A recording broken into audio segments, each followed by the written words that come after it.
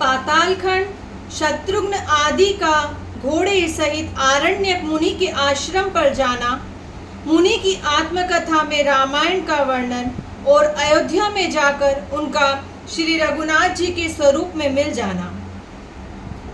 शेष जी कहते हैं, राक्षसों द्वारा अपहरण किए हुए घोड़े को पाकर पुष्कर सहित राजा शत्रुघ्न को बड़ा हर्ष हुआ। दुर्जय दैत्य विंधुमाली के मारे जाने पर समस्त देवता निर्भय हो गए, उन्हें बड़ा सुख मिला। तदंतर शत्रुघ्न ने उस उत्तम अश्व को छोड़ा, फिर तो वह उत्तर दिशा में भ्रमण करने लगा। सब प्रकार के अस्त्र शस्त्रों में प्रवीण श्रेष्ठ रथी, घुड़सवार और पैदल सिपाही उसकी रक्षा में नियुक्त थे। घूमता घामता वह नर्मदा के तट पर जा पहुंचा, जहाँ बहुत से ऋषि महर्षि निवास करते हैं। नर्मदा का जल ऐसा जान पड़ता था मानो पानी के ब्याज से नील रत्नों का रस ही दिखाई दे रहा हो। वहां तट पर उन्होंने एक पुरानी पर्णशाला देखी जो पलाश के पत्तों से बनी हुई थी और नर्मदा की लहरें उसे अपने जल से सींच रही थी। शत्रुघ्न जी संपूर्ण धर्म, अर्थ, कर्म और कर्तव्य के ज्ञान में निपुण थे। उन्होंने सर्वज्ञ एवं नीति कुशल मंत्री सुमति से पूछा, मंत्री वर बताओ, यह पवित्र आश्रम किसका है? सुमति ने कहा, महाराज, ये एक श्रेष्ठ मुनि रहते हैं जो संपूर्ण शास्त्रों के विद्वान हैं। इनका दर्शन करके हम लोगों के समस्त पाप धुल जाएंगे, इसलिए तुम इन्हें प्रणाम करके इन्हें से पूछो, ये तुम सब कुछ बता देंगे। इनका नाम आरण्यक है, श्री रघुनाथ जी के चरणों के सेवक हैं तथा उनके चरण कमलों के मकरंद का आस्वादन करने के लिए सदा लोलुप बने रहते हैं। इन्होंने बड़ी उग्र तपस्या की है और ये समस्त शास्त्रों के मर्मज्ञ हैं। सुमति का यह धर्मयुक्त वचन सुनकर शत्रुघ्न जी थोड़े से सेवकों के साथ ले मुनि का दर्शन करने के लिए गए। पास जाऊं सभी वीरों ने विनीत भाव से मस्तक झुकाकर तापसों में श्रेष्ठ आरण्यक मुनि को नमस्कार किया। मुनि ने उन सब लोगों से पूछा, आप लोग कहाँ एकत्रित हुए हैं तथा कैसे यहाँ पधारे हैं? ये सब बातें स्पष्ट रूप से बताइए। सुमति ने कहा, मुने, ये सब लोग रघुकुल नरेश के अश्व की रक्षा कर रहे हैं। वे इस समय सब सामग्रियों से युक्त अश्वमेध यज्ञ का अनुष्ठान करने वाले हैं। आरण्य बोले, सब सामग्रियों को एकत्रित करके भांति भांति के सुंदर यज्ञों का अनुष्ठान करने से क्या लाभ? वे तो अत्यंत अल्प पुण्य प्रदान करने वाले हैं तथा उनसे क्षणभंगुर फल की ही प्राप्ति होती है। स्थिर ऐश्वर्य पद को देने वाले तो एकमात्र रमानाथ भगवान श्री रघुवीर हैं। जो लोग उन भगवान को छोड़कर दूसरे की पूजा करते वे मूर्ख हैं। जो मनुष्य के स्मरण करने मात्र से पहाड़ जैसे पापों का भी नाश कर डालते हैं, उन भगवान को छोड़कर मूढ़ मनुष्य योग, याग और व्रत आदि के द्वारा क्लेश उठाते हैं। सकाम पुरुष अथवा निष्काम योगी भी जिनका अपने हृदय में चिंतन करते हैं तथा जो मनुष्यों को मोक्ष प्रदान करने वाले हैं, वे भगवान श्री राम स्मरण करने मात्र से सारे पापों को दूर कर देते हैं। पूर्व काल की बात है, मैं तत्व ज्ञान की इच्छा से ज्ञानी गुरु का अनुसंधान करता हुआ बहुत से तीर्थों में भ्रमण करता रहा, किंतु किसी ने मुझे भी तत्व का उपदेश नहीं दिया। उसी समय एक दिन भाग्यवश मुझे लोमश मुनि मिल गए। वे स्वर्गलोक से तीर्थ यात्रा के लिए आए थे। उन महर्षि को प्रणाम करके मैंने पूछा, स्वामिन, मैं इस अद्भुत और दुर्लभ मनुष्य शरीर को पाकर भयंकर भवसागर के पार जाना चाहता हूँ। ऐसी दशा में मुझे क्या करना चाहिए? मेरी यह बात सुनकर वे मुनि श्रेष्ठ बोले, विप्रवर, एकाग्रचित होकर पूर्ण श्रद्धा के साथ सुनो। संसार समुद्र से तरने के लिए दान, तीर्थ, व्रत, नियम, यम, योग तथा यज्ञ आदि अनेकों साधन हैं। ये सभी स्वर्ग प्रदान करने वाले हैं, किंतु महाभाग, मैं तुमसे एक परम गोपनीय तत्व का वर्णन करता हूँ जो सब पापों का नाश करने वाला और संसार सागर से पार उतारने वाला है। नास्तिक और श्रद्धाहीन पुरुष को इसका उपदेश नहीं देना चाहिए। निंदक, शठ तथा भक्ति से द्वेष रखने वाले पुरुष के लिए भी इस तत्व का उपदेश करना मना है। जो काम और क्रोध से रहित हो, जिसका चित्त शांत हो तथा जो भगवान श्री राम का भक्त हो, उसी के सामने इस गुण तत्व का वर्णन करना चाहिए। यह समस्त दुखों का नाश करने वाला सर्वोत्तम साधन है।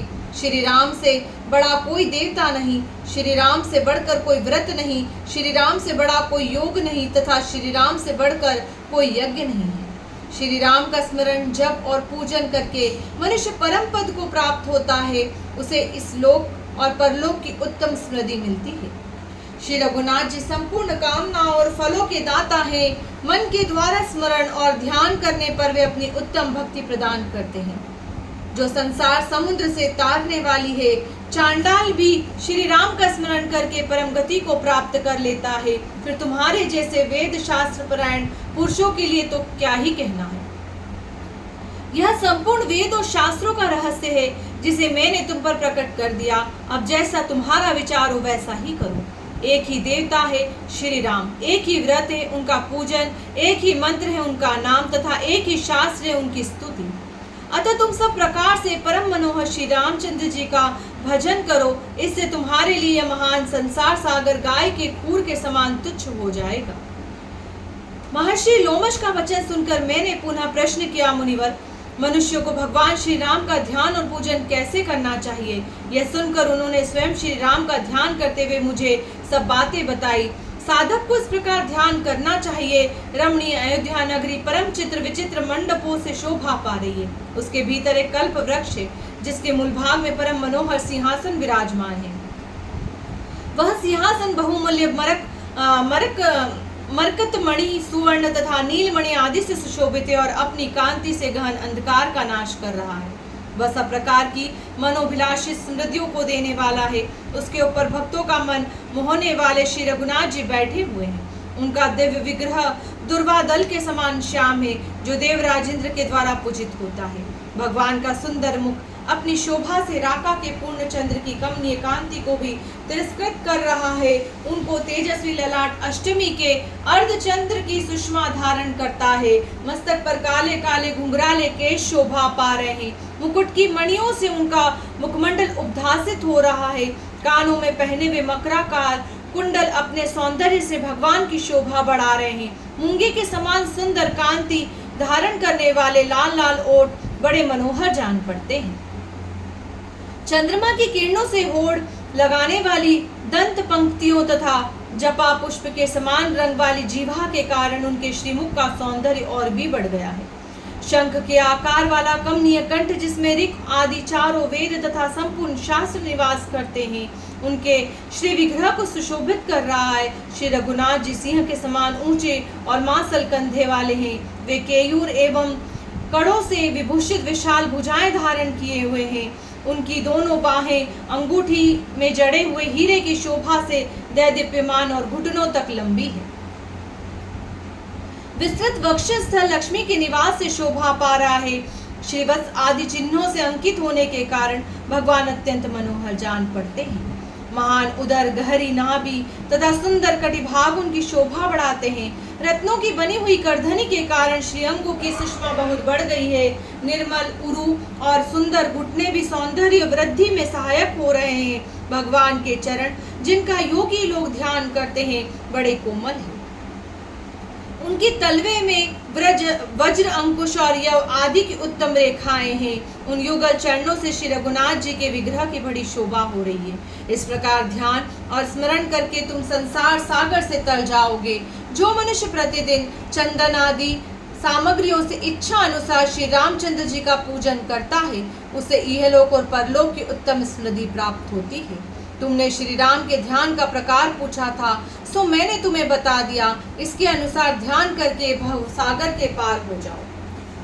आरण्यक ने कहा, मुनिश्रेष्ठ, मैं आपसे पुनः कुछ प्रश्न करता हूँ, मुझे उनका उत्तर दीजिए। महामते, गुरुजन अपने सेवक पर कृपा करके उन्हें सब बातें बता देते हैं। महाभाग, आप प्रतिदिन जिनका ध्यान करते हुए श्री राम कौन है तथा उनके चरित्र कौन कौन से हैं, यह बताने की कृपा कीजिए। द्विज श्रेष्ठ, श्री राम ने किस लिए अवतार लिया था? वे क्यों मनुष्य शरीर में प्रकट हुए थे? आप मेरा संदेह निवारण करने के लिए सब बातों को शीघ्र बताइए। मुनि के परम कल्याण में वचन सुनकर महर्षि लोमश ने श्री रामचंद्र जी के अद्भुत चरित्र का वर्णन किया। वे बोले, योगेश्वरों के ईश्वर भगवान ने संपूर्ण लोगों को दुखी जानकर संसार में अपनी कीर्ति फैलाने का विचार किया। ऐसा करने का उद्देश्य यह था कि जगत के मनुष्य मेरी कीर्ति का गान करके घोर संसार से तर जाएंगे। यह समझकर भक्तों का मन लुभाने वाले दया सागर भगवान ने 4 विग्रहों में अवतार धारण किया। साथ ही उनकी हरदिनी शक्ति लक्ष्मी भी अवतरणी हुई। पूर्व काल में त्रेता युग आने पर सूर्यवंश में श्री रघुनाथ जी का पूर्ण अवतार हुआ। उनकी श्री राम के नाम से प्रसिद्धि हुई। श्री राम के नेत्र कमल के समान शोभायमान थे। लक्ष्मण सदा उनके साथ रहते थे। धीरे धीरे उन्होंने यौवन में प्रवेश किया। तत्पश्चात पिता की आज्ञा से दोनों भाई श्री राम और लक्ष्मण महर्षि विश्वामित्र के अनुगामी हुए। राजा दशरथ ने यज्ञ की रक्षा के लिए अपने दोनों कुमारों को विश्वामित्र के अर्पण कर दिया था। वे दोनों भाई जितेंद्रिय, धनुर्धर और वीर थे। मार्ग में जाते समय उन्हें भयंकर वन के भीतर ताड़का नाम की राक्षसी मिली। उसने उनके रास्ते में विघ्न डाला। तब महर्षि विश्वामित्र की आज्ञा से रघुकुल भूषण श्री रामचंद्र जी ने ताड़का को परलोक भेज दिया। गौतम पत्नी अहल्या जो इंद्र के साथ संपर्क करने के कारण पत्थर हो गई थी, श्री राम के चरण स्पर्श से पुनः अपने स्वरूप को प्राप्त हो गई। विश्वामित्र का यज्ञ प्रारंभ होने पर श्री रघुनाथ जी ने अपने श्रेष्ठ बाणों से मरीच को घायल किया और सुबाहु को मार डाला। तदंतर राजा जनक के भवन में रखे हुए शंकर जी के धनुष को तोड़ा। उस समय श्री रामचंद्र जी की अवस्था 15 वर्ष की थी। उन्होंने 6 वर्ष की अवस्था वाली मिथिलेश कुमारी सीता को, जो परम सुंदरी और अयोनिजा थी, वैवाहिक विधि के अनुसार ग्रहण किया। इसके बाद श्री रामचंद्र जी 12 वर्षों तक सीता के साथ रहे। 27वें वर्ष की उम्र में उन्होंने युवराज बनाने की तैयारी की। 27वें वर्ष की उम्र में उन्हें युवराज बनाने की तैयारी हुई। इसी बीच में रानी कैकेयी ने राजा दशरथ से 2 वर मांगे। उनमें से एक के द्वारा उन्होंने यह इच्छा प्रकट की श्री राम मस्तक पर जटा धारण करके 14 वर्षों तक वन में रहे, तथा दूसरे वर के द्वारा यह मांगा, मेरे पुत्र भरत युवराज बनाए जाएं। राजा दशरथ ने श्री राम को वनवास दे दिया। श्री रामचंद्र जी 3 रात्रि तक केवल जल पीकर रहे। चौथे दिन उन्होंने फलहार किया और 5वें दिन चित्रकूट पर पहुंचकर अपने लिए रहने का स्थान बनाया। इस प्रकार वहां 12 वर्ष बीत गए। तदनंतर 13वें वर्ष के आरंभ में वे पंचवटी में जाकर रहने लगे। महामुने वहां श्री राम ने लक्ष्मण के द्वारा शूर्पणखा नाम की राक्षसी को उसकी नाक कटाकर कुरूप बना दिया। तत्पश्चात वे जानकी के साथ वन में विचरण करने लगे। इसी बीच में अपने पापों का फल उदय होने पर 10 मस्तकों वाला राक्षस राज रावण सीता को हर ले जाने के लिए वहां आया और माघ कृष्ण अष्टमी को वृंद नामक मुहूर्त में, जबकि श्री राम और लक्ष्मण आश्रम पर नहीं थे, उन्हें हर ले गया। उसके द्वारा अपहरण होने पर देवी सीता कुररी की भांति विलाप करने लगी, हाँ राम, मुझे राक्षस हर कर लिए जा रहा है, मेरी रक्षा करो, रक्षा करो। रावण काम के अधीन होकर जनक किशोरी सीता को लिए जा रहा था। इतने ही में ही पक्षीराज जटायु वहां पहुंचे। उन्होंने राक्षस राज रावण के साथ युद्ध किया, किंतु स्वयं ही उसके हाथ से मारे जाकर धरती पर गिर पड़े। इसके बाद 10वें महीने में मार्गशीर्ष शुक्ल नवमी के दिन संपत्ति ने वानरों को इस बात की सूचना दी कि सीता देवी रावण के भवन में निवास कर रही है। फिर एकादशी को हनुमान जी महेंद्र पर्वत से उछलकर 100 योजन चौड़ा समुद्र लांघ गए। उस रात में वे लंकापुरी के भीतर सीता की खोज करते रहे। रात्रि के अंतिम भाग में हनुमान जी को सीता का दर्शन हुआ। द्वादशी के दिन वे शिशंपा नामक वृक्ष पर बैठे रहे। उसी दिन रात में जानकी जी को विश्वास दिलाने के लिए उन्होंने श्री रामचंद्र जी की कथा सुनाई। फिर त्रयोदशी को अक्ष आदि के साथ उनका युद्ध हुआ। चतुर्दशी के दिन इंद्रजीत ने आकर ब्रह्मास्त्र से उन्हें बांध लिया। इसके बाद उनकी पूंछ में आग लगा दी गई और उसी के आग के द्वारा उन्होंने लंकापुरी को जला डाला। पूर्णिमा को वे पुनः महेंद्र पर्वत पर आ गए। फिर मार्गशीर्ष कृष्ण पक्ष की प्रतिपदा से लेकर 5 दिन उन्होंने मार्ग में बिताए। छठे दिन मधुवन में पहुंचकर उसका विध्वंस किया और सप्तमी को श्री रामचंद्र जी के पास पहुंचकर सीता जी का दिया हुआ चिन्ह उन्हें अर्पण किया तथा वहां का सारा समाचार कह सुनाया। तत्पश्चात अष्टमी को उत्तरा फाल्गुनी नक्षत्र और विजय नामक मुहूर्त में दोपहर के समय श्री रघुनाथ जी का लंका के लिए प्रस्थान हुआ। श्री रामचंद्र जी प्रतिज्ञा करके कि मैं समुद्र को लांघ कर राक्षस राज रावण का वध करूंगा, दक्षिण दिशा की ओर चले। उस समय सुग्रीव उनके सहायक हुए। 7 दिनों के बाद समुद्र के तट पर पहुंचकर उन्होंने सेना को ठहराया। पोष शुक्ल प्रतिपदा से लेकर तृतीया तक श्री रघुनाथ जी सेना से समुद्र तट पर टिके रहे। चतुर्थी को विभीषण आकर उनसे मिले। फिर पंचमी को समुद्र पार करने के विषय में विचार हुआ। इसके बाद श्री रामचंद्र ने 4 दिनों तक अनशन किया। फिर समुद्र से वर मिला और उसने पार जाने का उपाय भी दिखा दिया। तदंतर दशमी को सेतु बांधने का कार्य आरंभ होकर त्रयोदशी को समाप्त हुआ। चतुर्दशी को श्री राम ने सुवेल पर्वत पर अपनी सेना को ठहराया। पूर्णिमा से द्वितीया तक 3 दिनों में सारी सेना समुद्र के पार हुई।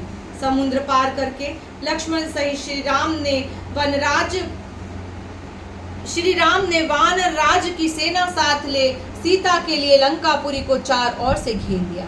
तृतीया से दशमी पर्यंत 8 दिनों तक सेना का घेरा पड़ा रहा। एकादशी के दिन शुक और सारण सेना में घुस आए थे।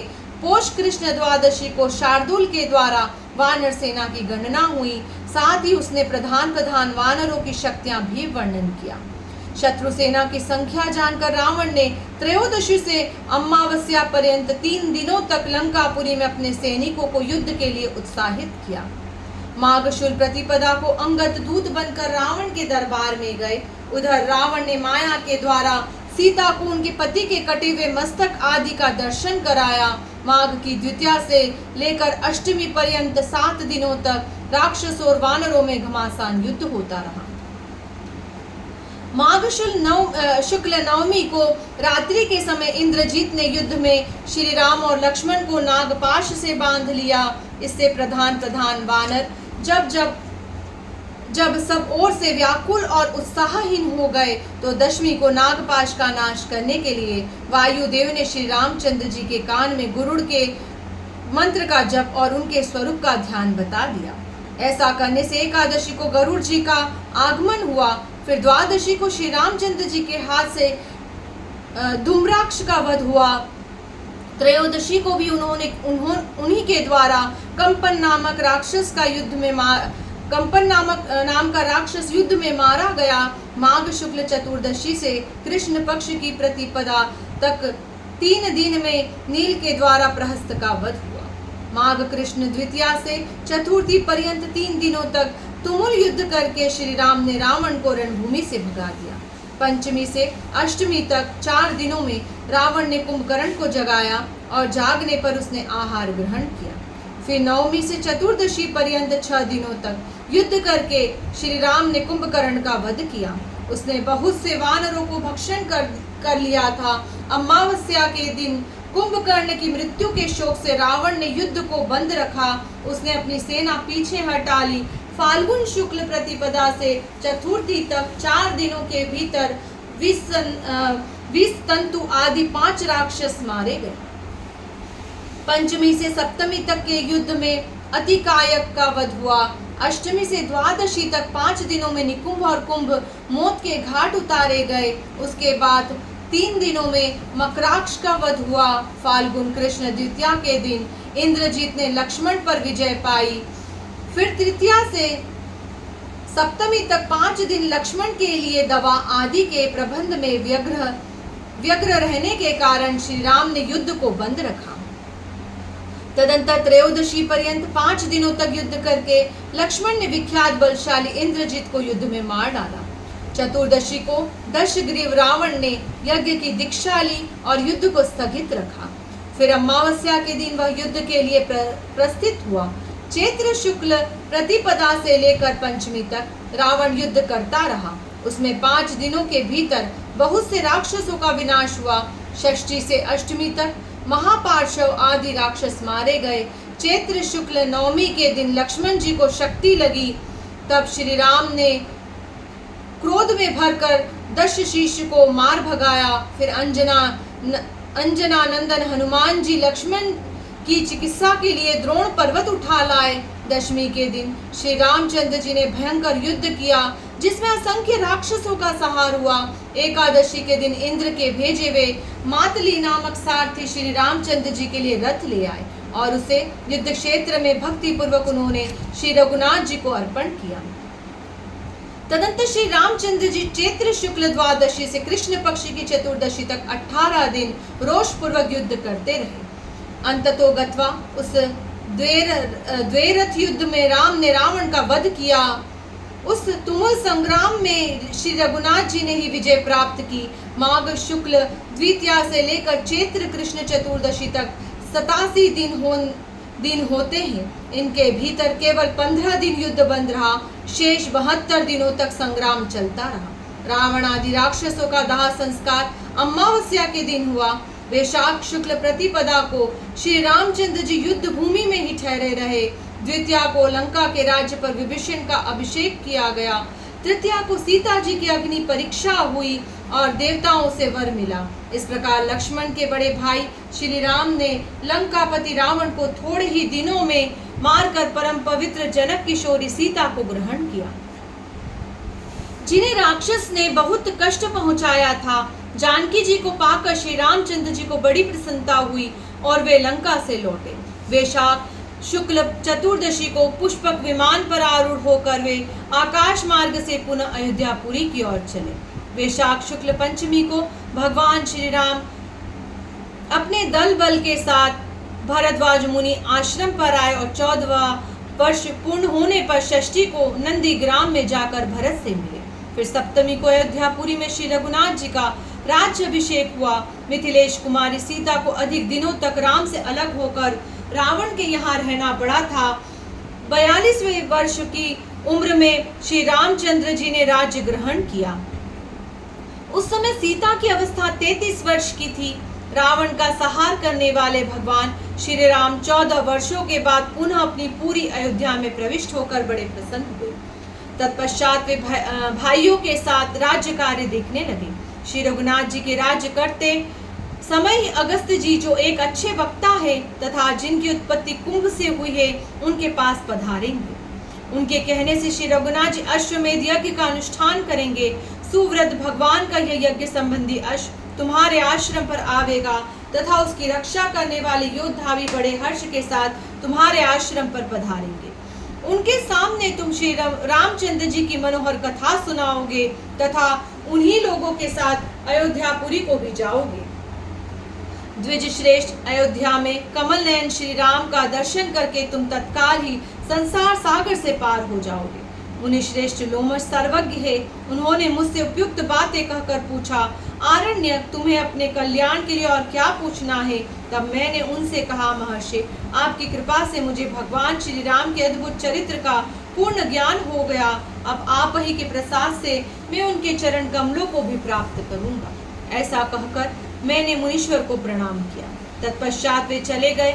उन्हीं की कृपा से मुझे श्री रामचंद्र जी के चरणों की पूजन विधि भी प्राप्त हुई। तब से मैं सदा ही श्री राम के चरणों का चिंतन करता हूँ तथा आलस्य छोड़कर बारंबार उन्हीं के चरित्र का गान करता रहता हूँ।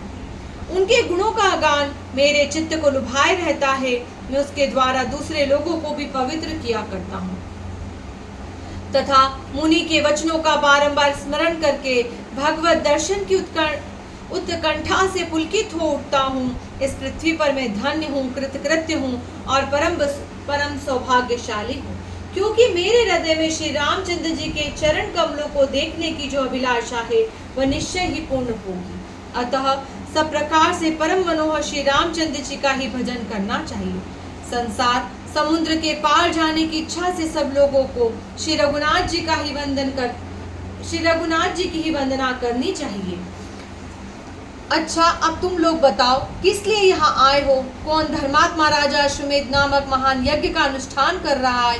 ये सब बातें यहाँ बतलाकर अश्व की रक्षा के लिए जाओ और श्री रघुनाथ जी के चरणों का निरंतर स्मरण करते रहो।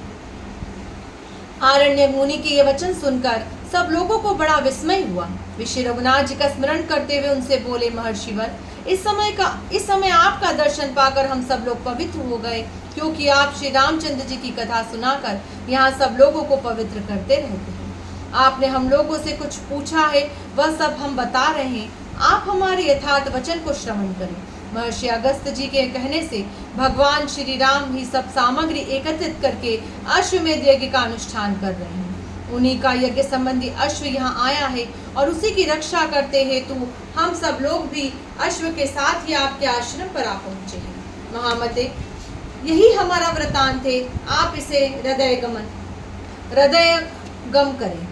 रसायन के समान मन को प्रिय लगने वाला यह उत्तम वचन सुनकर राम भक्त ब्राह्मण आरण्य मुनि को बड़ा हर्ष हुआ। वे कहने लगे, आज मेरे मनोरथ रूपी वृक्ष में फल आ गया, वह उत्तम शोभा से संपन्न हो गया। मेरी माता ने जिसके लिए मुझे उत्पन्न किया था वह शुभ उद्देश्य आज पूरा हो गया। आज तक भविष्य के द्वारा मैंने जो हवन किया है उस अग्निहोत्र का फल आज मुझे मिल गया, क्योंकि अब श्री रामचंद्र जी के युगल चरणार बिंदों का दर्शन करूंगा। आहा, जिनका मैं प्रतिदिन अपने हृदय में ध्यान करता था, वे मनोहर रूपधारी अयोध्यानाथ भगवान श्री राम निश्चय ही मेरे नेत्रों के समक्ष होकर दर्शन देंगे। हनुमान जी मुझे हृदय से लगाकर मेरी कुशल पूछेंगे। वे संतों के शिरोमणि हैं, मेरी भक्ति देखकर उन्होंने बड़ा संतोष होगा। आरण्य मुनि के ये वचन सुनकर कपि श्रेष्ठ हनुमान जी ने उनके दोनों चरण पकड़ लिए और कहा, ब्रह्मर्षि, मैं ही हनुमान हूँ। स्वामी, मैं आपका सेवक हूँ और आपके सामने खड़ा हूँ। मुनीश्वर, मुझे श्री रघुनाथ जी के दास की चरण धूलि समझिए। हनुमान जी श्री राम भक्त होने के कारण अत्यंत शोभा पा रहे थे। उनकी उपयुक्त बातें सुनकर आरण्य मुनि को बड़ा हर्ष हुआ और उन्होंने हनुमान जी को हृदय से लगा लिया। दोनों के हृदय से प्रेम की धारा फूट कर बह रही थी। दोनों ही आनंद सुधा में निमग्न होकर शिथिल एवं चित्र लिखित से प्रतीत हो रहे थे। श्री रघुनाथ जी के चरण कमलों के प्रेम से दोनों का ही मानस भरा हुआ था। अतः दोनों ही बैठकर आपस में भगवान की मनोहारिणी कथाएं कहने लगे। मुनि श्रेष्ठ आरण्यक श्री राम के चरणों का ध्यान कर रहे थे। हनुमान जी ने उनसे यह मनोहर वचन कहा, महर्षि, ये श्री रघुनाथ जी के भ्राता महावीर शत्रुघ्न आपको प्रणाम कर रहे हैं। ये उद्धट वीरों से सेवित भरत कुमार पुष्कल भी आपके चरणों में शीश झुकाते हैं। तथा इधर की और जो ये महान बलि और अनेक गुणों से विभूषित सज्जन खड़े हैं, इन्हें श्री रघुनाथ जी के मंत्री समझिए। अत्यंत भयंकर योद्धा महायशस्वी राजा सुबाहु भी आपको प्रणाम करते हैं। ये श्री रामचंद्र जी के चरण कमलों का मकरंद पान करने वाले मधुकर हैं। ये राजा सुमद हैं, जिन्हें पार्वती जी ने श्री रघुनाथ जी के चरणों की भक्ति प्रदान की है, जिससे ये संसार समुद्र के पार हो चुके हैं। ये भी आपके चरणों में नमस्कार करते हैं। जिन्होंने अपने सेवक के मुख से श्री रामचंद्र जी के अश्व को आया हुआ सुनकर अपना सारा राज्य ही भगवान को समर्पण कर दिया है, वे राजा सत्यवान भी पृथ्वी पर माथा टेक कर आपके चरणों में प्रणाम करते हैं। हनुमान जी के ये वचन सुनकर आरण्य मुनि ने बड़े आदर के साथ सबको हृदय से लगाया और फल मूल आदि के द्वारा सबका स्वागत सत्कार किया। फिर शत्रुघ्न आदि सब लोगों ने बड़ी प्रसन्नता के साथ महर्षि आश्रम पर निवास किया। प्रातःकाल नर्मदा में नित्य कर्म करके वे महान उद्योगी सैनिक आगे जाने का उद्धत हुए। शत्रुघ्न ने आरण्य मुनि को पालकी पर बिठाकर अपने सेवकों द्वारा उन्हें श्री रघुनाथ जी के निवास भूत अयोध्यापुरी को पहुंचवा दिया। सूर्यवंशी राजाओं ने जिसे अपना निवास स्थान बनाया था, उस अवधपुरी को दूर से ही देखकर आरण्यक मुनि सवारी से उतर पड़े और श्री रामचंद्र जी के दर्शन की इच्छा से पैदल ही चलने लगे। जन समुदाय से शोभा पाने वाली उस रमणीय नगरी में पहुंचकर उनके मन में श्री राम को देखने के लिए हजार हजार अभिलाषाएं उत्पन्न हुई। थोड़ी ही देर में वहां यज्ञ मंडप में सुशोभित सरयू के पावन तट पर उन्हें श्री रामचंद्र जी की झांकी हुई भगवान का विग्रह देख दुर्वा दल के समान श्याम सुंदर दिखाई देता था। उनके नेत्र खिले हुए कमल के समान शोभा पा रहे थे। वे अपने कटी भाग में मृग श्रृंग धारण किए हुए थे। व्यास आदि महर्षि उन्हें घेर कर विराजमान थे और बहुत से शूरवीर उनकी सेवा में उपस्थित थे। उनके दोनों पार्श्व भागों में भरत और सुमित्रानंदन लक्ष्मण खड़े थे तथा श्री रघुनाथ जी दीन जनों को मुंह मांगा दान दे रहे थे। भगवान का दर्शन करके आरण्यक मुनि अपने को कृतार्थ माना। वे कहने लगे, आज मेरे नेत्र सफल हो गए, क्योंकि ये श्री रामचंद्र जी का दर्शन कर रहे हैं।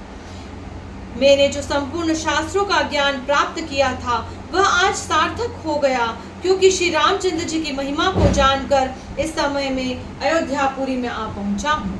इस प्रकार हर्ष में भरकर उन्होंने बहुत सी बातें कही। श्री रघुनाथ जी के चरणों का दर्शन करके उनसे समस्त शरीर में रोमांच हो आया था।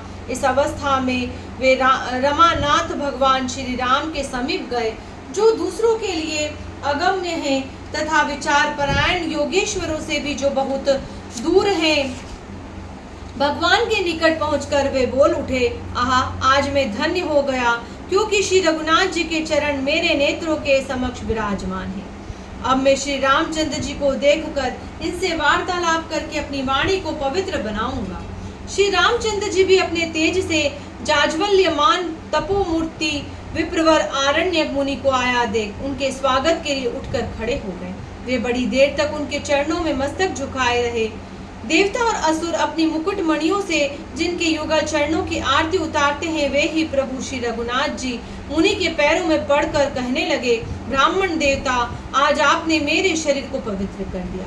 ब्राह्मणों में श्रेष्ठ महातपस्वी आरण्यक मुनि, राजाओं के शिरोमणि श्री रामचंद्र जी को चरणों में पड़ा देख उनका हाथ पकड़कर उठाया और अपने प्रियतम प्रभु को छाती से लगा लिया। कौशल्यानंदन श्री राम ने ब्राह्मण को मणि निर्मित ऊंचे आसन पर बिठाया और स्वयं ही जल लेकर उनके दोनों पैर धोए। फिर चरणों तक लेकर भगवान ने उसे अपने मस्तक पर चढ़ाया और कहा, आज मैं अपने कुटुंब और सेवकों सहित पवित्र हो गया।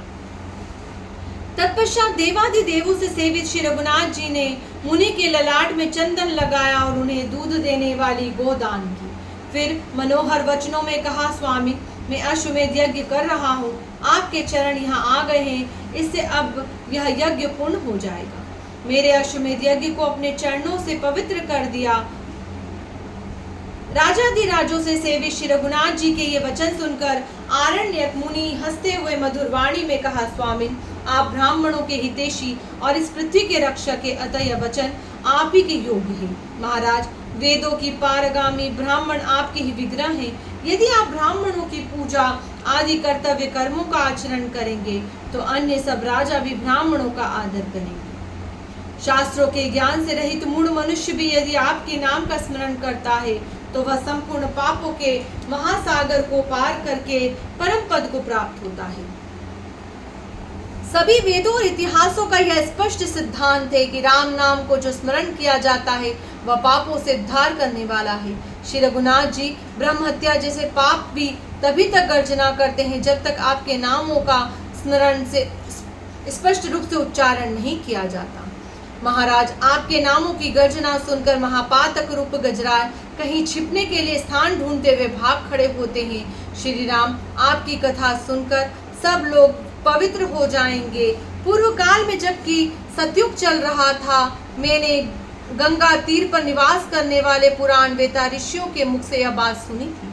महान पाप करने के कारण कातर हृदय वाले पुरुषों की तभी तक पाप का भय बना रहता है जब तक वे अपने जीवा से परम मनोहर राम नाम का उच्चारण नहीं करते। अतः श्री रामचंद्र जी इस समय मैं धन्य हो गया। आपके दर्शन से मेरे संसार बंधन का नाश सुलभ हो गया। मुनि के ऐसा कहने पर श्री रघुनाथ जी ने उनका पूजन किया। उस समय सभी महर्षियों ने साधुवाद देने लगे। इसी बीच में वहाँ जो अत्यंत आश्चर्यजनक घटना घटी उसे मैं बतला रहा हूँ। मुनि श्रेष्ठ वात्स्यायन, तुम श्री राम के भजन में तत्पर रहने वाले हो, मेरी बातों को ध्यान देकर सुनो। आरण्य मुनि को ध्यान में श्री रघुनाथ जी का जैसा स्वरूप दिखाई देता था उसी रूप में महाराज श्री रामचंद्र जी को प्रत्यक्ष देखकर उन्हें अत्यंत हर्ष हुआ। वे वहां बैठे हुए महर्षियों से बोले, मुनीश्वरों, आप लोग मेरे मनोहर वचन सुने। भला इस भूमंडल में मेरा जैसा सौभाग्यशाली मनुष्य कौन होगा। श्री रामचंद्र जी ने मुझे नमस्कार करके अपने श्रीमुख में मेरा स्वागत एवं कुशल समाचार पूछा है। अतः आज मेरी समानता करने वाला न कोई है, न हुआ है और न होगा। श्रुतियां भी जिनके चरण कमलों की रज को सदा ही ढूंढा करती है, उन्हीं भगवान ने आज मेरे चरणों का जल पीकर अपने को पवित्र माना है। ऐसा कहते कहते उनका ब्रह्मरंध्र फूट गया तथा उससे जो तेज निकला वह श्री रघुनाथ जी में समा गया। इस प्रकार सरयू के तटवर्ती यज्ञ मंडप में सब लोगों के देखते देखते आरण्यक मुनि को सायुज्य मुक्ति प्राप्त हुई। ये जो योगियों के लिए भी दुर्लभ है। उस समय आकाश में तुर्य और वीणा आदि बाजे बजने लगे। भगवान के आगे फूलों की वर्षा हुई। दर्शकों के लिए यह विचित्र एवं अद्भुत घटना थी। मुनियों ने भी यह दृश्य देखकर मुनीश्वर आरण्य की प्रशंसा करते हुए कहा, ये मुनिश्रेष्ठ कृतार्थ हो गए, क्योंकि श्री रघुनाथ जी के स्वरूप में मिल गए। जय श्री राम।